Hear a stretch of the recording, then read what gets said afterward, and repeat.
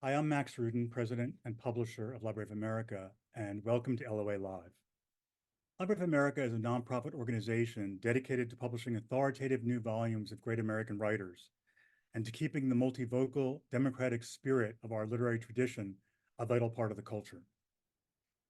I hope you'll consider supporting our work and this free LOA Live series by becoming a member. You can find more information at loa.org/membership.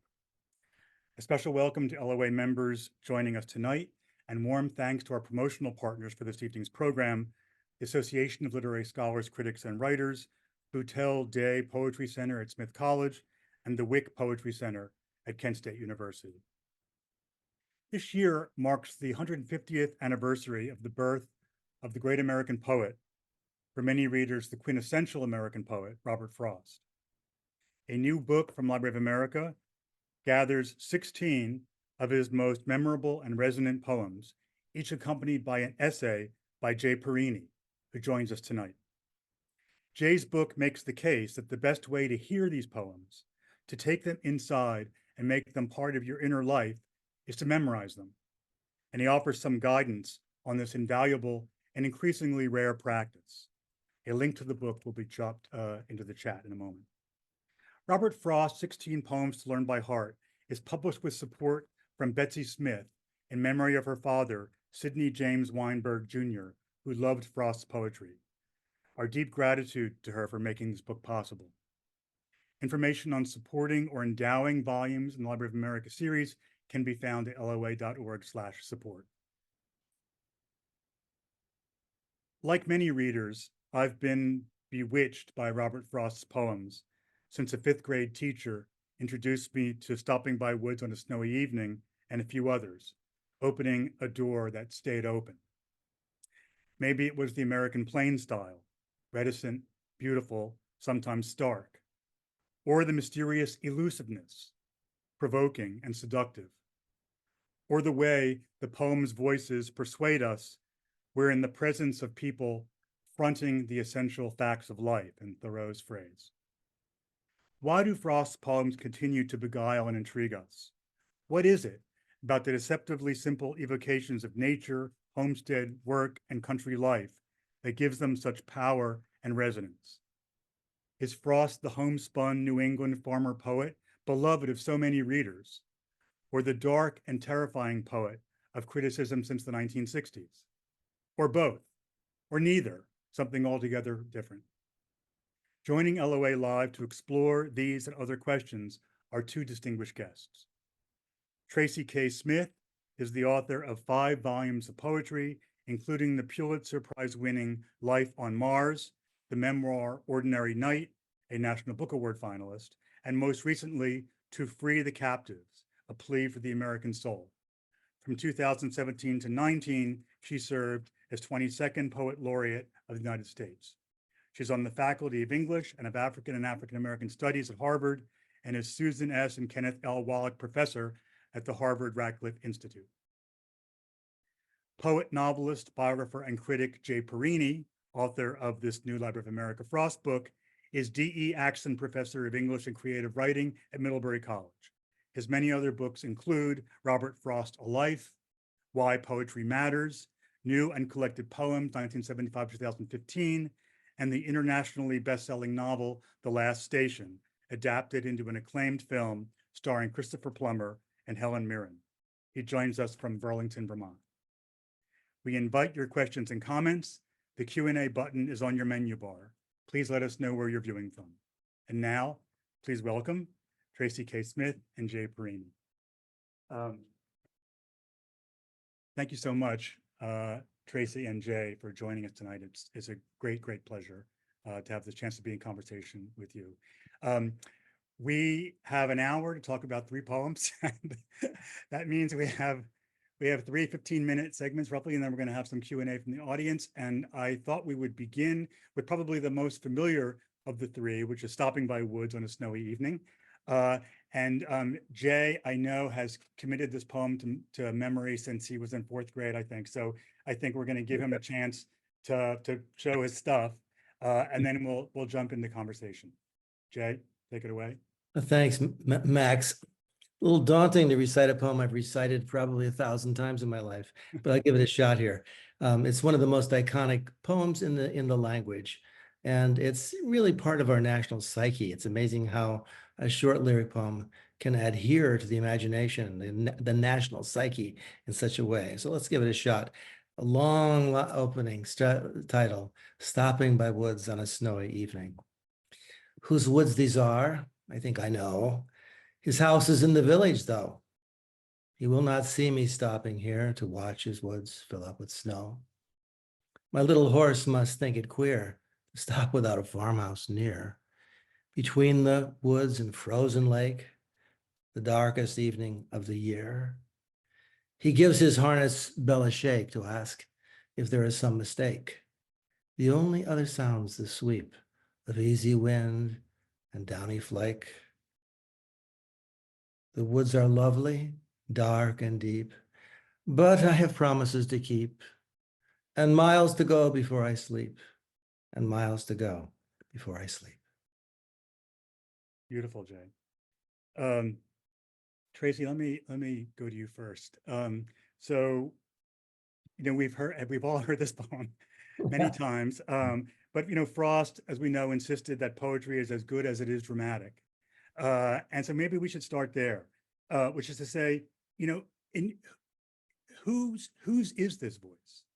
Like, who is this character behind that we imagine inhabiting this voice? And why are they why are they seemingly so concerned with ownership? First of all, whose woods and his woods, and why does this person say, I think I know, other than I know, and then he will not see me stopping here, as if I should say, I don't know if it's a he, but he will not see me stopping here, as if this person either doesn't want or doesn't expect to be seen. So, I mean, with all those clues that Frost is giving us, I mean, how do you imagine this person, at least at the start of the poem? Well, I'll tell you that whenever I read a Frost poem, what really excites me is the way that it insists upon inhabiting me. I feel myself, and I think a large part of it has to do with the meter and some of the visceral images, to be in the shoes of the speaker and to enter into the poem with that sense of almost like actor's nightmare. Like, I'm here, it's so present, it's alluring. I have a little bit of apprehension because maybe I'm not supposed to be here, but maybe no one will mind.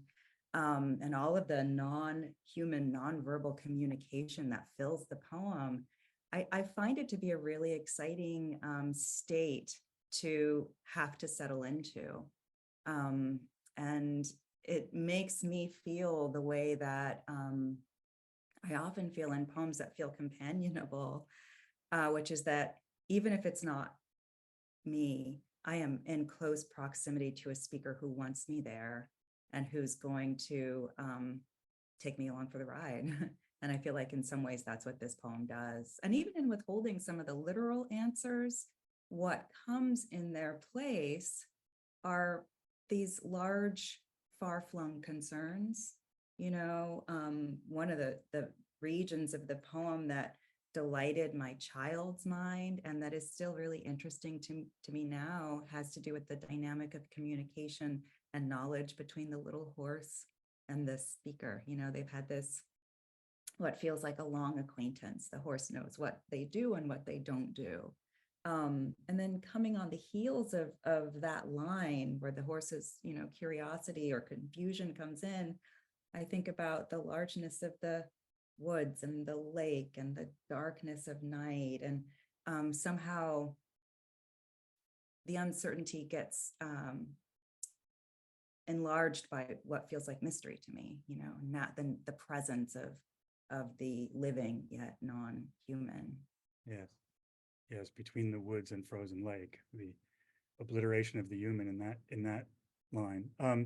So speaking of the horse, so in the third stanza, he gives his harness bells a shake, and you can almost hear the jingling of the bells in the surrounding silence, right? We're in the middle of nowhere, and it's a kind of summons, it feels like, or a kind of recalling of the speaker. but the speaker's already headed somewhere else, right? And suddenly there's this shift in register. The language changes, right? I mean, we heard it in Jay's voice, you know, the only other sounds, the sweep of easy wind and downy flake, the woods are lovely. There's this seductive luxuriousness or of language suddenly. Yeah. And Jay, you know, I want to, you know, that seems like strange language for a whatever this person is, a convivial person of business, a social, you know, whoever they are. Why the change in register? What's going on here at this point in the poem, do you think? Yeah, but he gives his harness bell a shake to ask if there is some mistake. You know, I've always thought that somehow that little harness bell is put in contrast to the only other sound we hear, which is the sweep of easy wind and downy flake. And I can remember, I mean, for like all of us, I read this poem, like I said, when I was in 4th or 5th grade, when my high school elementary school teacher asked me to read it. And I was startled into poetry, awakened to the possibilities for language by this poem.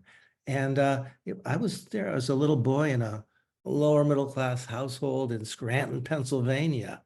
And I had never heard of anybody going through woods, let alone in a horse-drawn sled. That seemed to me impossible. And I remember really thinking, you know, what kind of a world is this where somebody goes off in a sled drawn by a horse through a very dark, big wood? This wasn't a world familiar to me. But as I began to read Frost more and more, this landscape began to populate in my imagination. And it's a whole universe that then takes on a kind of vastly metaphysical meaning in some weird way. I mean, really, it's the classic thing. You're stopping in the middle of the woods. You know, it's the opening of the Divine Comedy, for goodness sake, right? Here I am in the middle of life, no mezzo del camino, nostra vita, right? It's a dark wood, una selva oscura in Dante. And I think, you know, we're all facing this dark wood, and it's of course a death poem. Death is all around us, and we're still alive. We've got a horse. There's horsepower, and this is what horsepower meant, right? And you know, so Frost has some horsepower, and he's in motion, and he has miles to go before he sleeps.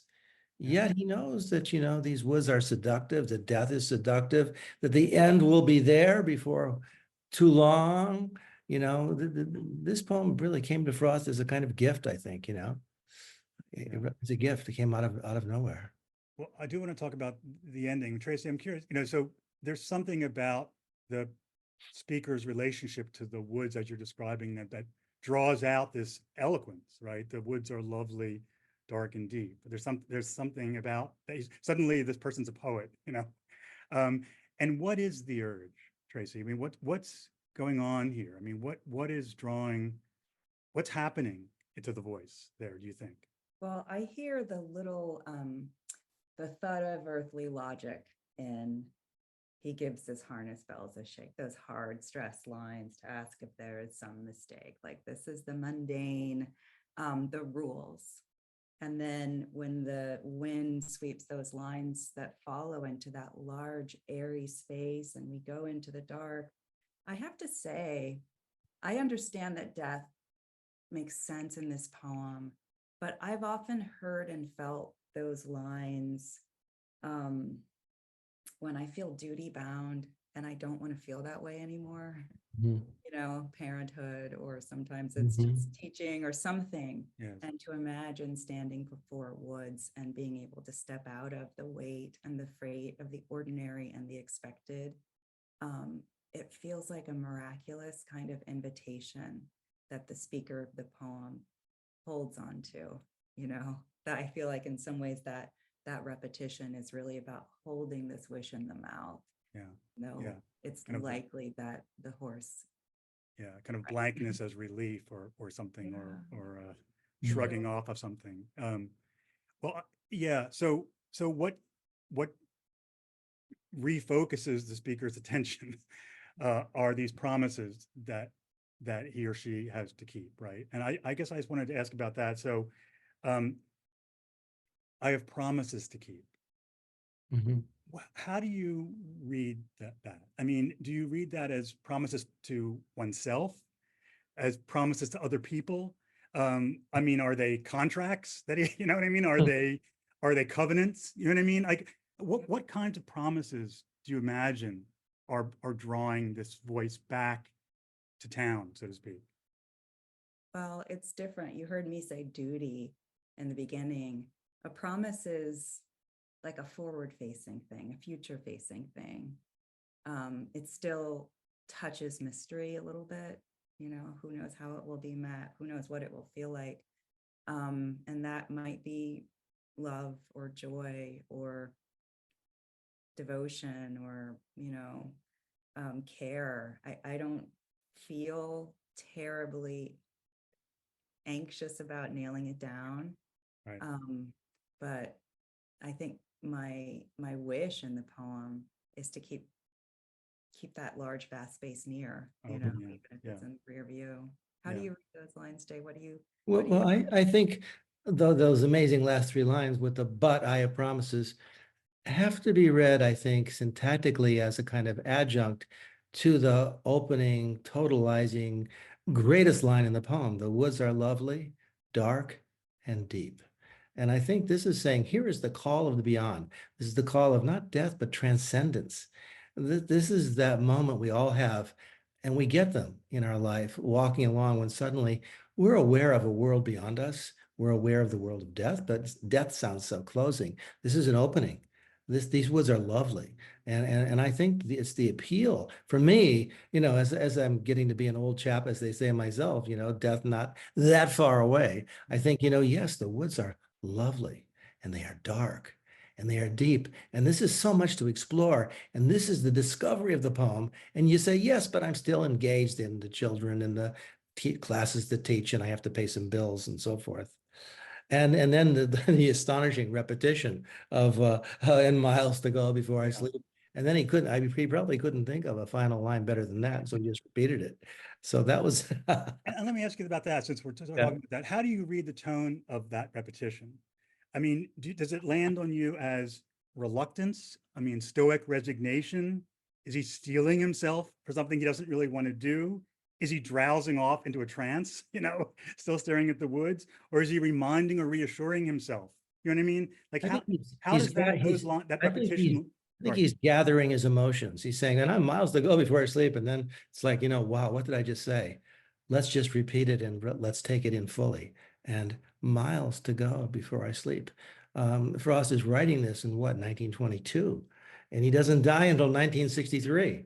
And so an awful long, and I think he must have intuited that he had a long way ahead of him. He couldn't just say, I'm going off by myself into the woods and I'm not coming back. Yeah.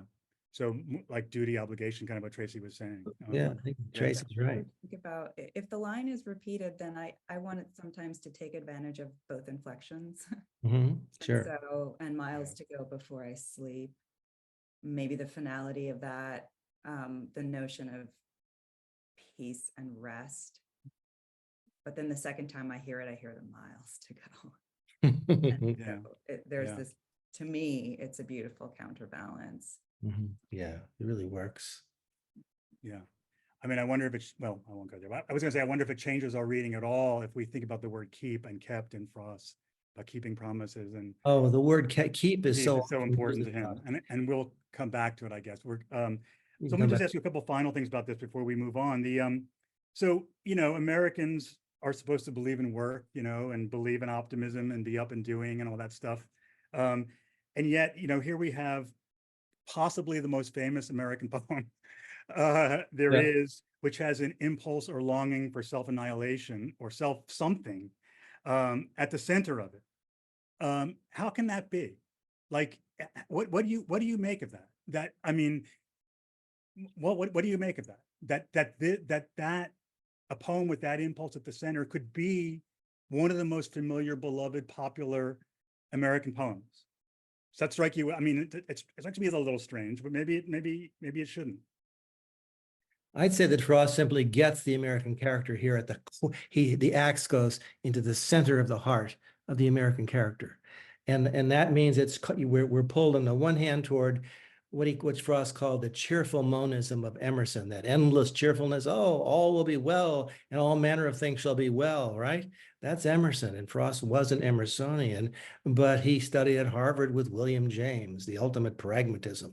And James was bringing us back to reality again and again. So it's this contrast in Frost between the cheerful monist, the Emersonian optimist, and the Jamesian ironist, William James, the ironist, who understands, yes, we have the urge to the transcendental, James says in one of his books, The Will to Believe, but we're drawn back again and again to the reality of our daily life.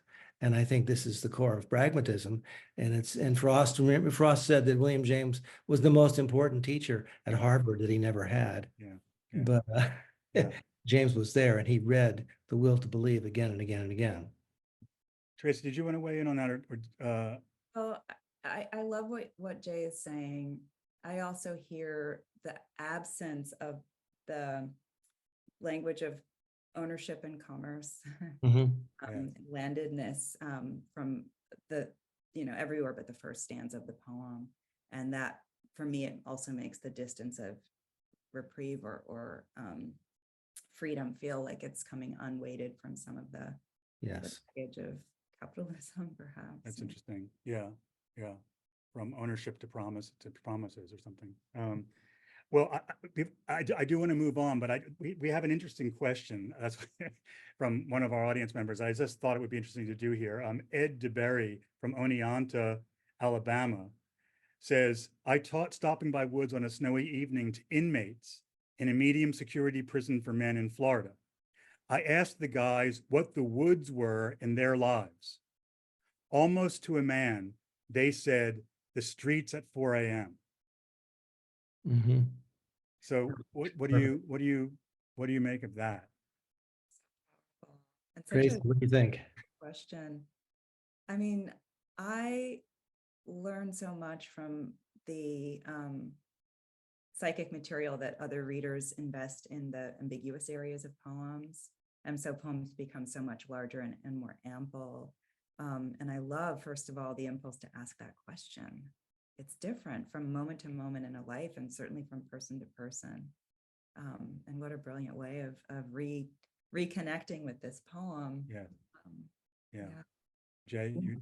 I would just say that the woods, I mean, as in every time, all of the rural bucolic imagery in Frost is always deeply symbolic, metaphoric. And so Frost himself would have conceived of the woods as all the woods that we're all subjected to, that live outside the boundaries of our immediate circumstances. And, walking off into the streets at 4 a.m. when you could be knifed or shot, and the threat of that darkness. And it's the threat out there of the woods that I think that these inmates are responding. Yeah.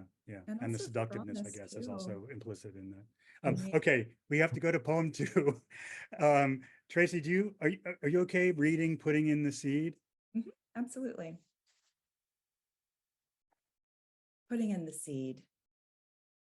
You come to fetch me from my work tonight when supper's on the table, and we'll see if I can leave off burying the white, soft petals fallen from the apple tree.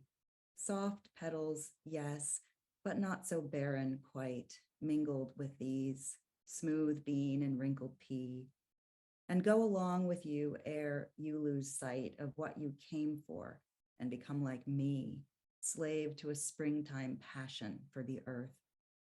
How love burns through the putting in the seed, on through the watching for that early birth, when, just as the soil tarnishes with weed, the sturdy seedling with arched body comes shouldering its way and shedding the earth crumbs.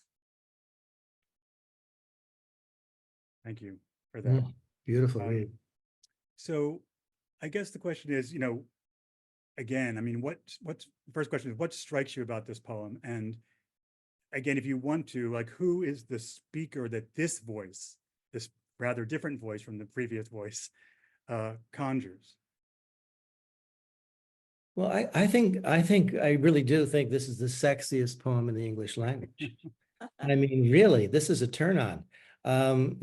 Who has been in love and has made love with their partner hasn't understood this line, how love burns through the putting in the seed. It's a very male perspective, of course, but how love burn, but still it's a beautiful male perspective on intercourse with your, say, partner, and you're creating life. You're putting in the seed, and then that child is going to come shouldering its way through the sand crumbs. And I mean, my God, it's a sexy poem. And it's a poem not just about sex, it's about sex in the largest sense. It's erotic. And the relationship between the speaker and his wife is winking, erotic, playful. I mean, yes, it's old fashioned. She's making dinner. He's working in the field. Yet, let's just say, okay, let's bracket that and agree that that's what's going on here. Yet she comes out and she's winking. He says, don't get carried away. I don't want you to start putting in the seed here. You know, I've got a little work here, but I want to come back into the house. I want to eat your meal and I want to get into bed with you and we should start having a child. Why not? I mean, it's beautiful. And yet that's kept in abeyance. That's with Frost. A lot of the eroticism in Frost is slightly under the radar, but it gives it its fuel. It gives it its energy. I think a lot of sexy poems like you wouldn't believe, like Birches, or the sexiest poem really that Frost ever wrote is called The Subverted Flower. Nobody reads that poem. Frost refused to read that poem in public ever. And if anybody has read that poem, they will probably not have understood it. But you will understand it if you simply read that poem again. Whenever you see the word flower, substitute the word penis. And suddenly, whoa, it's going to be clear to you what's going on. I mean, Frost said, I've often got a secret in my poems. I have an ulteriority complex. Hmm. And I think it's that ulteriority complex which is driving putting in the seed. I mean, really, it's an astonishing piece of writing. And I mean, what's the best kind of a love poem you could find for form? A Shakespearean sonnet. I was going to ask about And that. it's an exquisite Shakespearean sonnet. Yeah. Mm. Yeah. Trace, I don't know if you wanted to weigh in or Yeah, well, I definitely feel and hear and recognize what Jay's located in the poem, but there are a couple of steps in the beginning that make me take me a minute. Like it doesn't come out of the gates with the arrows, although the title does make you think, okay, what is this poem going to be about? But the first two lines are sort of subtle. You come to fetch me from my work tonight. When I get to the line break there, I feel as though this is like present tense narration or something like that. But then second line, and we'll see if I can leave. Suddenly I realize, oh, it's a directive. Yeah. And so it's not like we're racing into one another's arms. There's a moment where I'm not quite sure what the, verb tense is and how we're looking at the scene. And then suddenly I'm being invited, or the speaker, the reader is being invited. And you're right, it really from get-go feels like a male voice. Maybe because of those conventional like roles of labor distribution. But there's also something about the way that those petals are held in this voice and then returned to in parentheses and revered in a way that suddenly makes us understand there's passion, there's appetite, there's tenderness. That's somehow part of the invitation here and the work. Yeah. Yeah. I mean, there seems to be like an arc in this poem, a little bit like, I mean, the arc in the previous poem from this, kind of colloquial language, you come fetch me, whatever. And then suddenly to this, under the influence of whatever it is, passion or whatever, this breaking out of this other language, springtime passion for the earth, and putting in the seed. Like, I wonder why you think he capitalizes putting in the seed. Our audience can't see that unless they're looking at the poem. You have a feeling about like, why is that capitalized, you think? Well, love is also capitalized. That line feels like a line where we're being asked to hold archetypes. Yeah. Yes, right. And to think about how they relate. Is this like a fulcrum that they counterbalance one another? Are we being asked to separate something that we ordinarily would imagine as being, inseparable? Yeah. But there are these other moments where I'm teetering a little bit. As much as there's intention and passion, there's something about that arched body shouldering its way, this birth at the end of the poem Mhm. that really does feel like the speaker, as much as he wants and loves his wife, is also making up for something. Like there's Mm. maybe this is a poem for me that has to do with mortality and wanting to Mhm. step into something that is again promising and vital, or at least to have touched that or made that possible. That's, that's really interesting. You know, I Um, think you're right on the mark there, because Tracy, it was written in the wake of the death of two young children. I mean, this poem comes right in the wake of the deaths of Eleanor, who was an infant, and Elliot, who was 3 or 4 years old. And Frost felt actually responsible for Elliot's death because he refused to go get a doctor when his wife wanted him to. And so he carried this guilt with him. And so then they had more children, but this is all about making making up for something. So I think you're right to get that. I mean, the poem, Frost famously said the poem begins in delight and ends in wisdom. And we see that arc in this poem too. You come to fetch me. It's very delightful. It's a farmer talking. It's not a very sophisticated man. Hey, you come to fetch me. This is not Shakespeare talking. But by the time we get to how love burns through the pudding and the seed, we yeah, are suddenly capitalizing archetypes, and we're moving into a kind of totalizing language, yeah, which is elevated and in a different place from the rest of the poem. yeah, yeah. I mean, it makes me want to ask two things quickly. One is, you mentioned that it is a sonnet. And, the sonnet form, carries resonances from English Renaissance tradition largely, which seem relevant here. Um, and I guess my question is, why does Frost, do you think, want to import those resonances into a poem about a workaday New England farmer in his field? Like, why, you know what I mean? Why draw on this, whoever you want to think of? I mean, Shakespeare, obviously, but others, Well, Sydney. I mean, there are many people. I could think I can tell you why. I think it goes back to what Tracy detected in that there's a grief in this poem and there's a sense of loss. And I often think of that great line of Emily Dickinson, after great pain, a formal feeling comes. And I think Frost, in meditating on the loss of those two children, meditating on the losses in his life, and he has this ache of need. And I think, go with the most formal feeling you can come with, and to write a Shakespearean sonnet with its complicated, threading of 3-line stanzas and concluding with a couplet that somehow resonates and pulls it all together. That's about as formal as you get. Yeah. Say Tracy, I want to ask you, I wasn't going to go here, but because you've been talking about, grief and recompense and all that, I'm going to go there.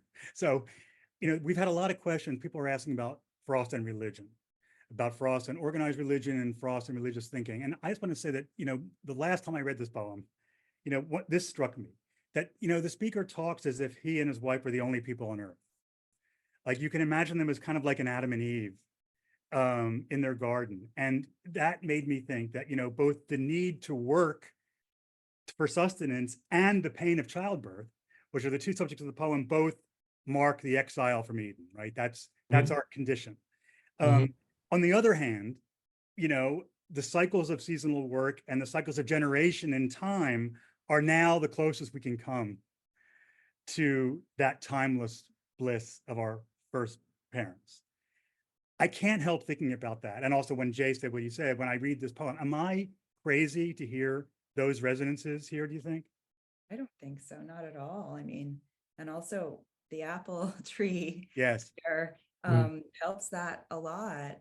Um, I feel like that also takes me back to the sense of why putting these concerns in the mouth of a farmer makes sense, because you're actually talking to yourself. When you're writing a poem, your concerns are mirrored back to you, even by way of a speaker who's not yourself. They help you to get a different traction in what is difficult and intractable, and to imagine that grief and guilt are part of a life that is also fueled by love and trust and hope. those are huge stakes. Those are stakes of, the stakes of creation, if you will. They don't change. And so why not bolster that even more by making it into something that's, primordial. Yeah. And it's always important to remember this poem is ultimately a dramatic monologue, which is a great tradition, where the speaker is not necessarily the poet. He's a person, a persona, and there's an implied listener in the poem, and there's a dramatic context. Something's going on here that we don't quite understand, and that becomes slowly clearer as the poem goes on. So that was a huge type of poem in the late 19th century. Robert Browning to his My Last Duchess. And so Frost loved the idea of the dramatic monologue. Yeah. And I think he's drawing on a lot, as always with Frost, he's subtly drawing on many different literary traditions. Thank you. That was really good. Okay, so we we had our winter poem and we had our spring poem, and now we have our fall poem. So I don't think, we were just talking about this earlier, I don't know if it makes sense to read the whole poem before we talk about it. I'm hoping that the audience has After Apple Picking available to them. And maybe we'll just jump right in. I mean, I confess that, I chose this poem because it's a poem I've always wrestled with, and it always has felt elusive to me, like it's shimmering with significances that I can't quite pin down. So I'm hoping that you'll help us all do that. I guess I get same questions to start with. I mean, what strikes you about this poem, and also about this character? I mean, we start with his, long two-pointed ladder sticking through a tree toward heaven still, he says. So the ladder is still pointing to a destination, beyond itself. And it's as if, but he's worn out, right? So it's somehow as if the spirit is willing, but the body isn't. And there's a finality, but I am done. It's not I'm finished or, whatever. I'm done with apple picking now. So, I mean, I want to know how you react to this poem, reading it this time, and your sense of what is this character feeling? I mean, did you think? I mean, is it weary satisfaction at a job well done? Is it frustration? Is it resignation? What's your read on what's going on in this poem at the beginning, at least? I can go, or Stacy can have a shot. I'll go. I hear a lot of things happening because of the geometry of the poem. So the first couple lines open up this upper room, this upper realm. And there is space for this other transformation of gaze through the pane of glass. And so the poem makes me aware of these registers of perception or imagination. And I like that the poem leads me up and down. I like that those short lines feel like a ladder that runs through and that invite me to read them also like a secret or a whispered message within the poem that feels metaphysical and truncated. I also, when I read those lines, but I am done with apple picking now. I apple pick in the fall, and by the time that line comes into my head, it's not because I'm tired, it's because I'm full, because I've been eating apples the whole time. And so there's this sense of deep satiety that also for me lives in the poem. But the speaker, is also ultimately a grounded figure, even though he's seen or touched or tasted that above realm.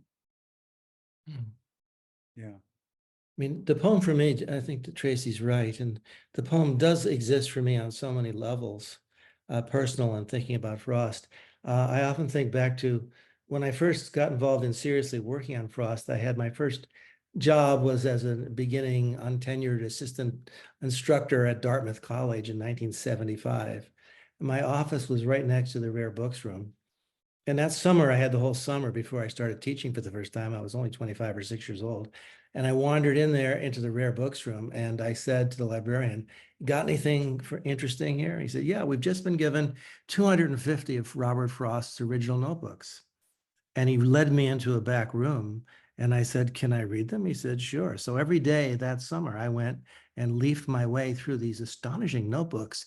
And there were fragments of poems, not one, but two, but thousands of lines, fragments, poems begun and abandoned. And this poem for me is all about, there were 10,000 fruits to touch, cherish in hand and not let down. Those are the poems that he finally finished. Yeah. But so many just fall to the ground, bound for the cider apple heap. Yeah. And it's a poem about the exhaustion of writing, the fact that as Tracy or I or any poet knows, you have so many false starts, endless places in your life where the line just wavers off into infinity and nothing happens. And I think this is a poem about the exhaustion. He's had enough of apple picking, at least for the time.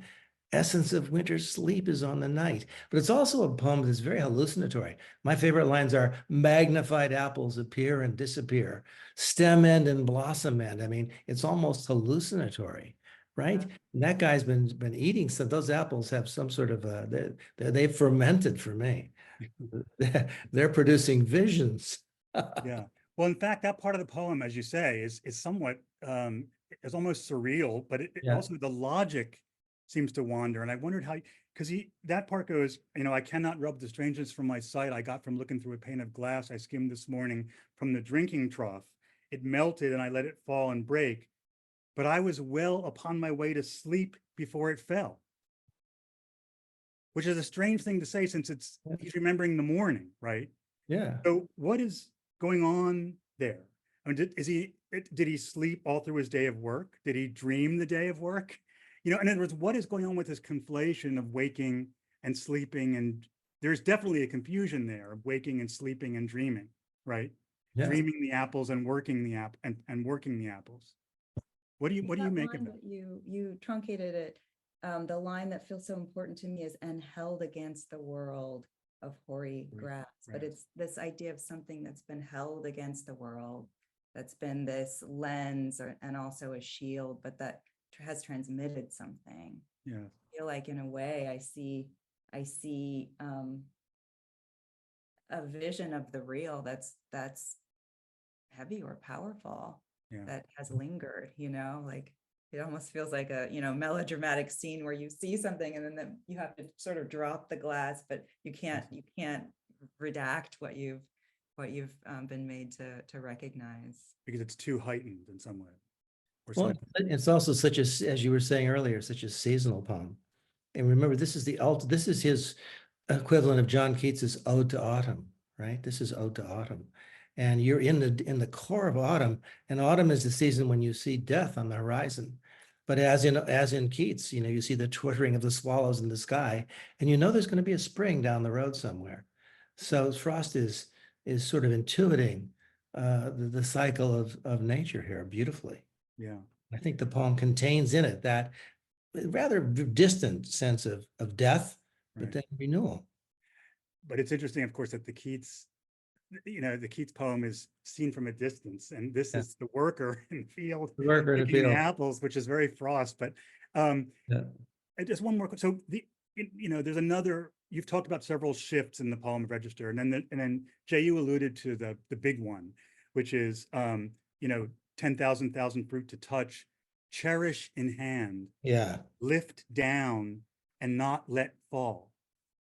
Now, that is unusual language to use for apple picking, right? I mean, he doesn't say grab and drop. He says cherish in hand and not let fall. And then he has that odd, very extravagant expenditure of 5 lines on the apples that fell and were relegated to the apple heap as of no worth. It feels like, the apple picker is here expressing some fundamental things about the human relation to the world and to work. And how do you read? I mean, nature lets the apples fall and rot, and the apple picker does not. And in fact, he cherishes them, which is an odd word to use for all those apples that you're picking. I'm wondering how you read this moment. I mean, to me, it's one of those tonal shifts, one of those shifts of register in Frost, which is, telling us this is something important is happening here. I mean, what do you make of that section of the poem? Like, why does he talk about, or why is the climax in a way of the poem to talk about apple picking with that kind of language? Well, he's confronting the inexhaustible nature of reality. I mean, the world of 10,000 things is one of the most famous lines in Chinese poetry from Lao Tse. And I'm sure Frost would have been aware of it. And 10,000 things, it's not an accidental number. It represents the world of life's bounty and infinity. And it's a little exhausting as a poet for like Frost to try to touch everything. You can't do it. You can see it, but most of it's just going to go swithering by and fall to the ground and rot, right? Yeah. So it's a poem about the challenge as of the imagination to grapple with so much accessible and yet inaccessible. Yeah. I mean, just to your point, Jay, I mean, that it's about writing poetry as well. I mean, what seems to me so generous about Frost is the way the poems present the work of writing poetry as like the work of picking apples or the work of chopping wood or the work. Yeah. I mean, he doesn't privilege that work over physical work. And I mean, the way we're asked to read this poem, I think, is to think about those things simultaneously. I mean, what is it that these workers, take from their encounter with the world, and I guess that's really, in a way, the last question on this. I mean, maybe not the last question, but I mean, what does the speaker? I mean, Jay, you've talked about the fact that it's an autumn poem, and it's like Keats, and of course, human beings have their seasons, like nature has its seasons. And so I guess the question is, is this a metaphorical poem? I mean, what does the speaker take away from this experience, and what do we take away from it? I guess I'm asking this from my heart because, as I say, I've wrestled with this poem, not wrestled, but it's teased me, this poem. I mean, it feels like it's about things, but you can't quite pin it down. So I guess, do you read it as a metaphorical poem, and how do you read that? Tracy, what do you answer that for us? It's a big question. I hear a powerful undertow in this poem, in those short lines.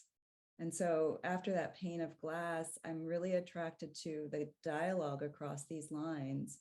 But I was well, and I could tell the rumbling sound for all that struck the earth as of no worth.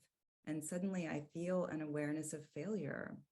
I feel an awareness of,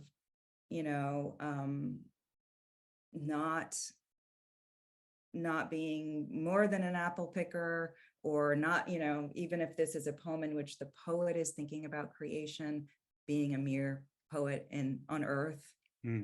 There's a deep fright that seems to sit with an awareness of scale. You're not up there with the tip of the ladder in the large scheme. You're grounded, and that feels like a quiet but persistent pang in the poem. And it's a driving theme in Frost, right? Earth's the right place for love. I don't know where it's likely to go better. Doesn't mean that it's perfect, but it's the right place for love. And I think this is a poem about the love of the work, He loves this work of apple picking. And even those apples that seem to be to go, that are wasted, as of no worth. I mean, he doesn't say they're of no worth, they're as of no worth. Right. But it's the, cycle of nature. It's nothing is ever lost in the cycle of creation, that no energy is ever dispelled for good. And even the poems that don't ever get written, they only begin with the odd fragment. They're not of no worth. They're as of no worth, because they'll come back. They'll be recycled. Just as these apples. I mean, I lived in Vermont for 50 years, and I've been to many an orchard, and I've worked with friends picking apples, and I've helped them move those apples to the cider mill, and they're ground up, and they make the most delicious apple cider. And so Frost knew that. Frost was big on apple cider. And he knew there was this gleaming, lovely liquid that you couldn't, beyond calculation. So the energies are, they seem to be diminished here or there, but they're always coming back again. Yes, well said. Okay, so I guess one more question on the poem, then I'll turn to some of the other questions from people. But one can see what will trouble this sleep of mine, says the voice in the poem. And I'm wondering, like, what will trouble this sleep? Is it his pain and fatigue? Is it his fevered mind? Is it his frustration and regret at the apples he left, or the ones he let fall, the ones he didn't keep? Just talk about the word keep. Is it the realization that in sleep and death there is no more work, no more encounter, with the world, no more human engagement, and what that will mean? I'm curious how just, I mean, it's a very colloquial thing. One can see what will trouble the sleep of mine, but it's classic Frost. It's like he Yeah. makes you ask that question, like, what is it? What is it that will trouble his sleep? But we're all troubled by the same stuff, and it's all about the work that we know that love and work are the two things we must do in this life while we're still cooking.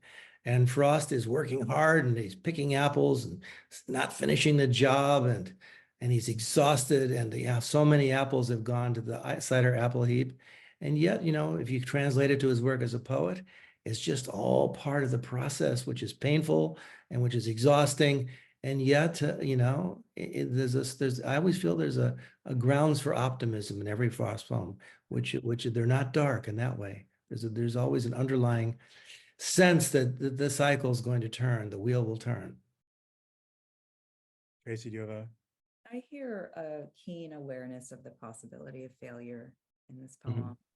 And I also hear, like you're saying, Jay, an escape hatch, like this sleep of mine, whatever sleep it is, again, repetition allows a little bit of jostling. Mhm. And I don't know, the last two lines, I'm invited to choose whether it's optimism or a kind of knowing Mhm. dread that comes in on that last line, long sleep as I describe it's coming on, or just some human sleep, the woodchuck could say, but not the speaker of the poem, what the circumstance, the larger picture is. And that makes sense for everyone. That's why Poet. Frost is a great poet, because he doesn't give us simple little aphorisms and answers and easy optimism of Emersonian transcendentalism, but he's endlessly grounding us in the hard realities of everyday life, which is also everyday death, and it's all around us. And we make the best of it as we can as we're getting through the day. Yes. He also learns how to cherish and worry about Cherish, not letting things fall. cherish in hand, Um, the moment, the poem, the phrase, the word. Thank you. Okay, we have a few minutes left. Just let me go a couple of questions from viewers. There's a bunch of questions about Frost difficulty, and I think we should talk about that. I think that's a good subject. So Ellen Greenblatt from Berkeley, California, asks, she says, people always think that the end of the road not taken says definitively that it made a difference that the speaker took the road less traveled. But earlier in the poem, the speaker says they're about the same. Why do you think Frost created this ambiguity? And then another viewer, Sam Wilson from Lawrence, South Carolina, says, I need an explanation for the road not taken. It seems like a contradiction. The roads are described as equal twice, but then one is less traveled. This always disturbed me as trickery on the reader, dishonesty. Please clarify for me. And I think there's a related question, which is John Foley from Fulham, UK, saying, could you speak about the two Frosts? So I know it's a big question, but it's constantly coming up in Frost, which is to say the difference between what often seems like a homespun surface, as we know, and is, and then this very complex and sometimes ambiguous and sometimes maddeningly hard to parse logic and grammar, and so I guess I just want to hear what your views on that are. I mean, how do you read? I mean, is there like an esoteric and a, I mean, obviously I don't read them that way, but I mean, what do you make of this two Frost paradox? I'm not right now, I'm not talking about the persona. I'm talking about the poems themselves. I'll jump in because I Go want ahead, to please jump in. space to have the last word. I just feel that in that poem, there is space for the reality that regret is inevitable, and that the tendency of the human imagination is to wonder if the wrong choice has been made, or if things would have been better even if the other choice had been made. And there's something satisfying to me about a poem that brings me back into the complexity and even the irresolvability of the world as we mostly know it. That's right. I think of The Road Not Taken, certainly one of my favorite poems, and it's partly because it's so unsettling, but it tells us a lot about the nature of the imagination and how it works to recreate our lives. I mean, Frost says, remember, it says, I shall be telling this with a sigh. And that's the most pregnant, painful sigh in all of American literature, because it's a sigh saying, I know that when I'm an old man, I will have my grandchildren gathered around my knee, and I'll say to them, your grandpappy, Robert Frost, became a great poet because he marched to the beat of a different drummer. He took the road not taken. And I know, Frost is telling us, that I'll be lying through my teeth. When we're confronted with life, as we're sitting here now, both that morning equally lay in leaves no step had trodden black. These, we don't know. When we're at the crossroads, they're the same. We can go left, we can go right. And at the end of our life, we're going to say, oh, I went left and that made all the difference. But we know we'll be lying through our teeth, right? So when Frost says, and I took the road less traveled by, and that made all the difference. How do you think about that, grandchildren? You love me more now? I mean, it's a very painfully realistic poem. And it simply will not admit of any easy reading because of 4 stanzas. The first 3 are hell-bent on telling you that there's no difference between these 2 paths, right? And both that morning equally lay. Right. It's an amazing poem. Right. I mean, what's interesting is that, of course, where both of you went is that it's a dramatic poem about someone thinking back and trying just to justify both to themselves and to, so, I mean, I think that might help resolve in a way I mean, it's not right. Okay, so I think we have time maybe for one more question. There's another set of questions, which I'm going to do as related questions. Bruce Kernan of Quito, Ecuador asks, how are Frost's poems relevant to a country whose population now has few or no links to rural areas or farm life? Are his poems still relevant to people's experience? And I'm going to put that together with 2 teachers are writing. Christina Batista from Stamford, Connecticut says, what's the best advice you can give a teacher at high school level about teaching poetry and helping students witness how poetry is germane to their own? And there's a similar question from Daniel Duffy from Brooklyn about middle and high school. So the big question here is, how do you present Frost poems as relevant to people's experience now, both in general and maybe more specifically in relation to the classroom?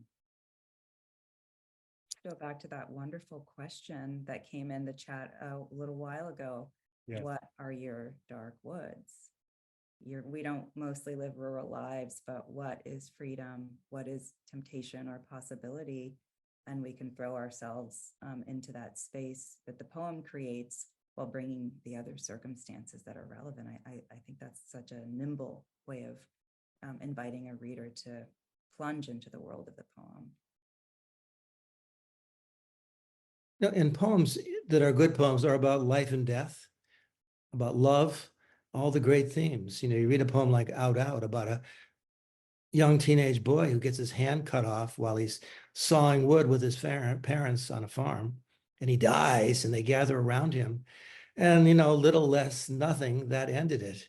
And they who were not the one dead turned to their affairs. I've never read that poem to a class of teenagers or college students when they weren't just shaken to the core. Mm. And they realize, that who cares that it's a rural poem written in a setting in the 1890s, rural subsistence farming in New England. We are confronting every day life and death. And in the streets of Philadelphia, people are being shot as we speak. I mean, kids are being confronted with this stuff. And Frost gives us a language that's appropriate to our experience again and again. And that's all poetry is, a language adequate to our experience. And there's the adequacy here in Frost that really, this is memorable language and it sticks and it helps us. And it will help kids. When I've seen kids again and again being stunned and driven toward their own truths. And they want to, that's what this is all about. Driving readers toward their own hard truths and accepting them and putting them into a larger context. I think that's a good place to leave it. I'm so grateful to both of you for really a wonderful conversation. I have to say that the hour flew by for me, and I think it did for the audience as well. So thank you very much. Thank you, Max. And thank you, Tracy, so much for joining us. You've been listening to Tracy K. Smith and Jay Parini discuss Robert Frost's 16 Poems to Learn by Heart, a new volume by Jay Parini, published by Library of America. Please join us for forthcoming online events from Library of America. On Tuesday, May 21st, LOA Live welcomes Paul Eli, Senior Fellow at Georgetown University's Berkeley Center for Religion, Peace, and World Affairs, and New York Times bestselling novelist Ayanna Mathis for a conversation about American literature, faith, and Walker Percy's The Moviegoer, the novel that announced Percy as a major new voice in Southern literature. The program marks publication of Walker Percy, The Moviegoer, and Other Novels, 1961 to 71, volume number 380 in the Library of America, edited by Paul Eli. For those in the New York City area, this Wednesday, April 17th, the Roosevelt House Public Policy Institute at Hunter College will host a conversation about the recently published Library of America volume, Black Writers of the Founding Era, with editor James Basker and writer-producer Susan Fales-Hill. Details about these and other upcoming LOA Live events can be found on our website, loa.org, where you'll also find information about LOA's Robert Frost and Walker Percy volumes and Black Writers of the Founding Era, with links to purchase those and other editions of Great American Writing. You'll also find recordings of tonight's and previous LOA Live events. If you're watching on YouTube, click subscribe to stay up to date on all our video programs. The free monthly LOA Live series is made possible by support from Library of America members and viewers. Please consider joining as an LOA member. You can learn more at loa.org/membership. Thanks so much again to Tracy K. Smith and Jay Parini. Have a great evening.